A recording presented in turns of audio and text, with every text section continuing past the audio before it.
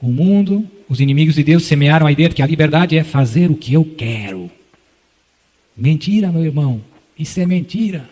Não caia nessa. Separar a liberdade da verdade é um desastre para a sua vida. É um desastre. Imagine que você diz que é uma gaivota. Tem gaivota no Brasil, não tem?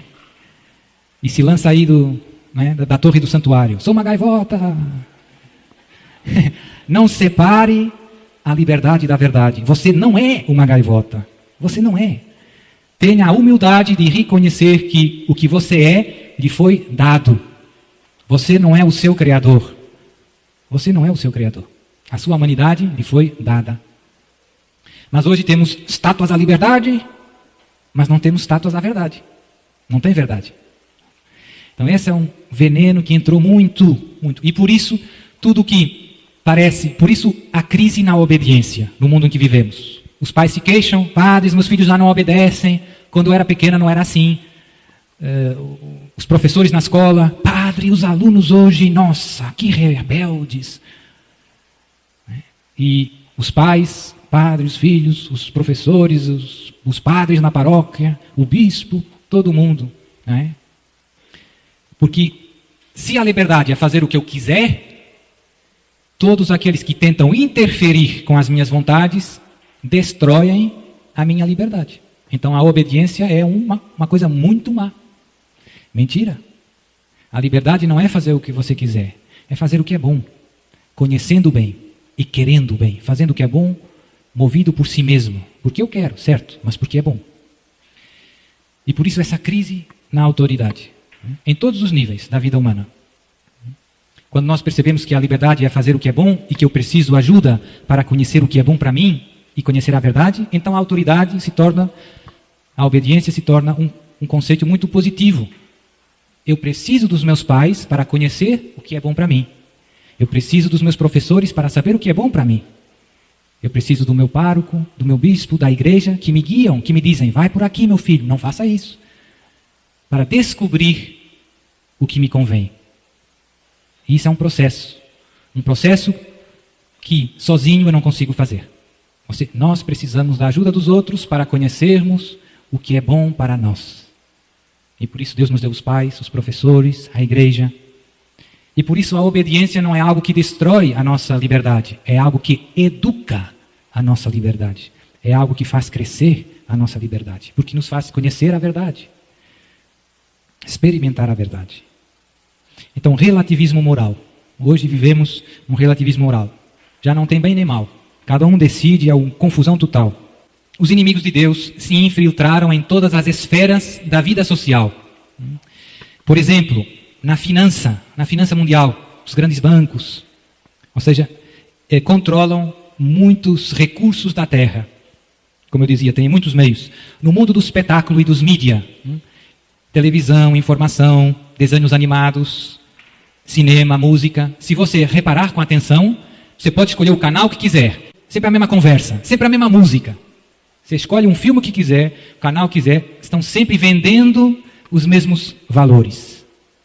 São sempre aquilo que eu chamo a catequese do inimigo. A única exceção é a Rede Canção Nova e algumas outras, né? São as exceções. O resto é catequese do mundo. 24 horas, em todas as línguas, em todos os noticiários. Impressionante.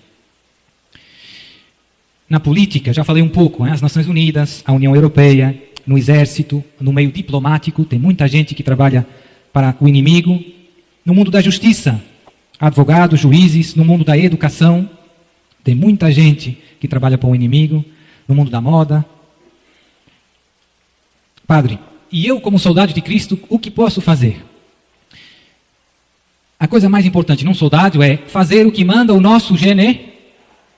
O problema é que muitas vezes nós queremos perceber tudo. Jesus nos diz, vai ali e fecha a porta. E nós ficamos dizendo, mas por quê? Qual é o problema? Por que fechar? E isso complica a vida do exército de Jesus. Um bom soldado serve a Jesus sem condições, sem si, nem mas, faz o que Jesus e Maria pedem, sem complicar. Mesmo sem perceber muito bem o porquê. O general sabe. quando há uma guerra verdadeira, o general não explica tudo aos soldados. Mas diz, você vai ali e defende essa cidade. E o soldado vai e cumpre a missão dele. O general não tem que contar todo o programa, nem dizer todo. Não tem tempo. Você faz o que o general pede. Então eu penso que essa é a graça que podemos pedir hoje. A graça de obedecer a Jesus e a Maria nesta batalha que estamos vivendo.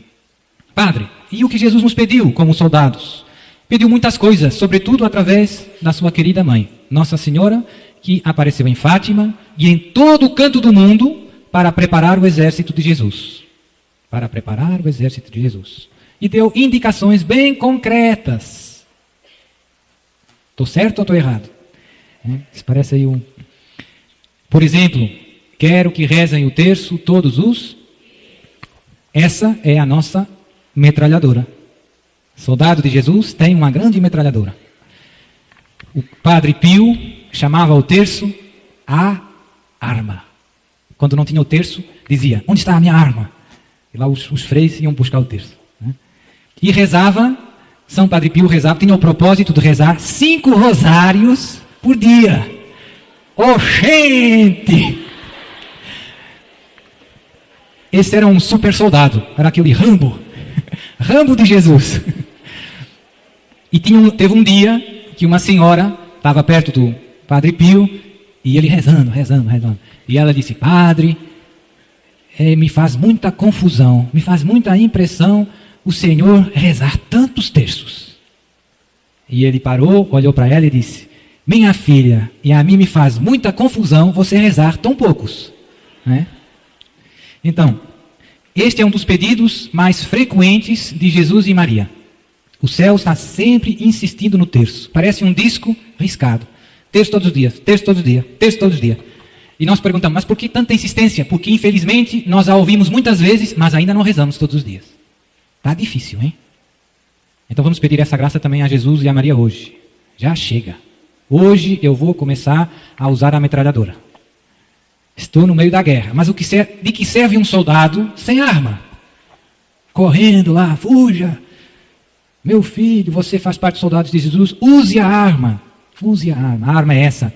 Há poucos meses, tem uma história muito comovente. Um bispo da Nigéria. Na Nigéria tem um grupo de extremistas muçulmanos chamado Boko Haram. Penso que também já ouviram falar nas notícias, que sai um pouco. Então, os extremistas muçulmanos estão destruindo, matando cristãos, tem um problemazão. E esse bispo dizia, e outros, que os Estados Unidos disseram, nós só ajudamos vocês se vocês aceitarem o aborto, a contracepção. Se não, vocês se viram com os muçulmanos. Então vejam bem, isso não está nas notícias. Mas a coisa bonita é esse bispo estava adorando o Santíssimo Sacramento, rezando o terço, e Jesus apareceu para ele há poucos meses. Tem vídeos dele na internet, você pode ver o testemunho dele. E então Jesus revelou para ele que o Boko Haram, esse grupo islâmico, ia terminar e entregou para ele o terço. E ele nesse momento percebeu que o terço ia ser a arma que ia destruir esses extremistas muçulmanos, islâmicos, na Nigéria. E começou pregando isso. E no início não contou da aparição, mas agora começou contando que Jesus apareceu. É um bispo da Igreja Católica. Sempre a mesma história, sempre a mesma arma. E não é só o terço que Nossa Senhora pede, sabemos bem, pede o jejum. Ah, mas padre, esse cuxi-cuxi tá gostoso. Tapioquinha. Pois é, mas é bom lembrar para o seu corpo, quem manda é Deus. Soldado gordinho, corre pouco. Ah, gordinho, vai na guerra. Oh, tem que ser atleta de Jesus. O jejum ajuda a você ser forte espiritualmente, sobretudo a crescer no autodomínio, autocontrole. Quem manda em você é você, não é o seu corpo. E tem outras, a confissão frequente, a Eucaristia, a comunhão, a adoração. Essas são as armas dos soldados de Cristo. A Bíblia, a palavra. Então não seja um soldado distraído, não seja um soldado desorientado, mas seja um soldado atento à voz do seu general, que é Jesus, e fiel em cumprir os pedidos do seu general. A hora que vivemos na história da humanidade é séria. Estamos vivendo tempos delicados, muito está em jogo. O Nossa Senhora apareceu aos 3 pastorzinhos e dizia, muitas almas se perdem por não haver quem peça e se sacrifique por elas. A hora é séria. Se você ver a vida dos pastorzinhos, como eles foram bons soldados de Jesus. Ouviram os pedidos e puseram em prática. Puseram em prática.